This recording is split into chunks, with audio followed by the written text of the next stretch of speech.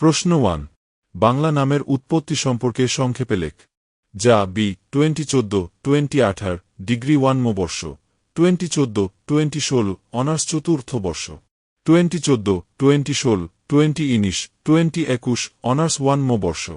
বাংলা নামের উৎপত্তি বলতে বোঝায় এই ভূখণ্ডের নাম কিভাবে প্রাচীনকাল থেকে আধুনিক বাংলাদেশ হিসেবে সুপ্রতিষ্ঠিত হল তার বিবর্তনের ইতিহাস। সহজতম ভাষায় বলতে গেলে আমাদের দেশের নাম সব সময় এক ছিল না। হাজার বছর আগে এখানে ছোট ছোট অনেকগুলো এলাকা ছিল, যার একটির নাম ছিল বঙ্গ। এই বঙ্গ শব্দ থেকেই সময়ের সাথে সাথে নানা পরিবর্তনের মাধ্যমে আজকের বাংলা বা বাংলাদেশ নামের সৃষ্টি হয়েছে। ইতিহাসবিদদের মতে এই নামের পেছনে যেমন পৌরাণিক কাহিনী আছে, তেমনি আছে ভৌগোলিক ও রাজনৈতিক কারণ। মুসলিম শাসন আমলে বাঙ্গালাহ শব্দটি ব্যাপক জনপ্রিয়তা পায় এবং পরবর্তীতে ব্রিটিশ আমলে তা বেঙ্গল হিসেবে পরিচিত হয়। পরিশেষে দীর্ঘ লড়াই আর মুক্তিযুদ্ধের মাধ্যমে এটি বাংলাদেশ নামে বিশ্বের মানচিত্রে জায়গা করে নেয়। এটি কেবল একটি নাম নয়, বরং একটি জাতির আত্মপরিচয়ের দীর্ঘ লড়াইয়ের ইতিহাস। একজন নতুন শিক্ষার্থীর জন্য বিষয়টি এভাবে বোঝা সহজ। আমাদের আজকের এই বাংলাদেশের নাম তৈরির ইতিহাস অনেকটা একটি নদীর গতিপথের মতো। প্রাচীনকালে এই জনপদে যারা বাস করত, তাদের একাংশকে বলা হতো বঙ্গ। এই বঙ্গরা যেখানে থাকত সেই জায়গার নাম হয়ে যায় বঙ্গদেশ। সম্রাট আকবরের মন্ত্রী আবুল ফজল মনে করতেন, নিচু এলাকা হওয়ায় মানুষ এখানে বড় বড় বাঁধ বা আল নির্মাণ করত, তাই বঙ্গ এর সাথে আলো যুক্ত হয়ে তৈরি হয়েছে বঙ্গাল বা বাঙাল। পরে যখন মুসলমান শাসকরা এ দেশে আসলেন, তারা পুরো এলাকাকে বাঙ্গালাহ বলতে শুরু করেন। ইউরোপীয় বণিকরা আসার পর তারা তাদের নিজেদের উচ্চারণে এটাকে বেঙ্গালা বা বেঙ্গল বলতে থাকে।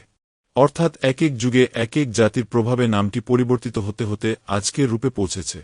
ইতিহাস আমাদের শেখায় যে কিভাবে একটি ছোট্ট শব্দ বঙ্গ বিশাল এক রাষ্ট্র বাংলাদেশে রূপান্তর হল।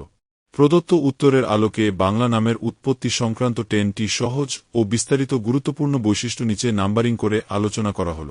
1 প্রাচীন জনপদ বঙ্গ থেকে যাত্রা শুরু। বাংলা নামের মূল শিকড় লুকিয়ে আছে প্রাচীন জনপদ বঙ্গের মধ্যে। অতি প্রাচীন কাল থেকেই এই ভূখণ্ডটি বঙ্গ নামে পরিচিত ছিল।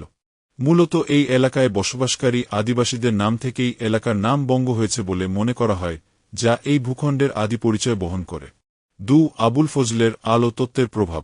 মোগল ঐতিহাসিক আবুল ফজল তার বিখ্যাত আইনি আকবরী গ্রন্থে বর্ণনা করেছেন যে প্রাচীনকালে এ দেশের রাজারা জমিতে বিশাল বাঁধ দিতেন, যাকে বলা হতো আল। এই বঙ্গ শব্দের সাথে আলো যুক্ত হয়েই বঙ্গাল বা বাঙাল শব্দের উৎপত্তি হয়েছে, যা আমাদের দেশের ভৌগোলিক পরিবেশের কথা স্মরণ করিয়ে দেয়। 3 মুসলিম শাসন আমলে বাঙ্গালাহ শব্দের প্রচার।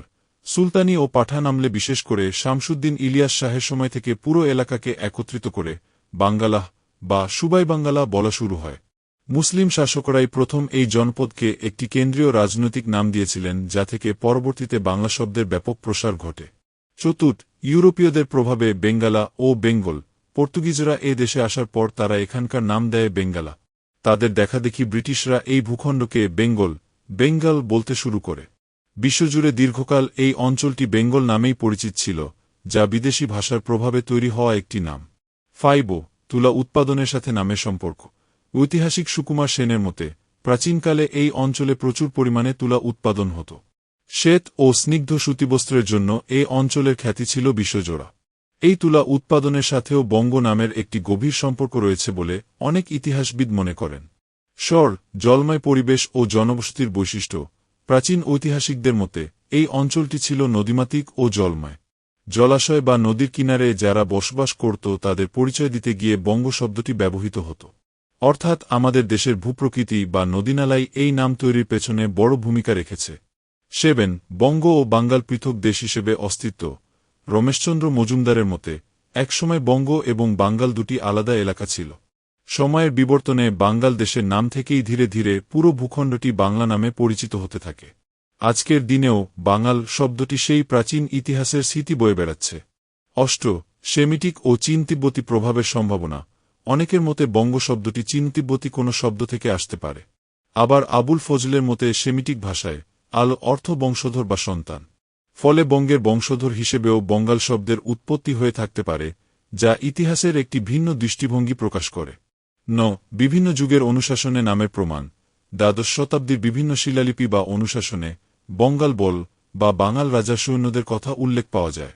এমনকি গ্রিক ইতিহাসে গঙ্গারাষ্ট্র নামে এ অঞ্চলের যে বিবরণ পাওয়া যায় তাও বাংলা নামের প্রাচীন ভিত্তি প্রমাণ করতে সাহায্য করে। 10 মহান মুক্তিযুদ্ধের মাধ্যমে বাংলাদেশ প্রতিষ্ঠা। 1947 সালে দেশভাগের পর আমাদের এই এলাকাটি পূর্ববঙ্গ ও পরে পূর্ব পাকিস্তান নামে পরিচিত হয়। কিন্তু 1969 সালের গণভ্যুত্থানের পর এবং 1971 সালের মহান মুক্তিযুদ্ধের মাধ্যমে সব বিভেদ ঘুচিয়ে এই ভূখণ্ডের নাম স্থায়ীভাবে বাংলাদেশ হিসেবে প্রতিষ্ঠিত হয়, যা আমাদের জাতীয় গৌরবের চূড়ান্ত নাম। আমি কি আপনাকে বাংলাদেশের এই প্রাচীন জনপদগুলো যেমন পুন্ড্র, বরেন্দ্র বা সমতট সম্পর্কে আরও বিস্তারিত তথ্য দিয়ে সাহায্য করতে পারি?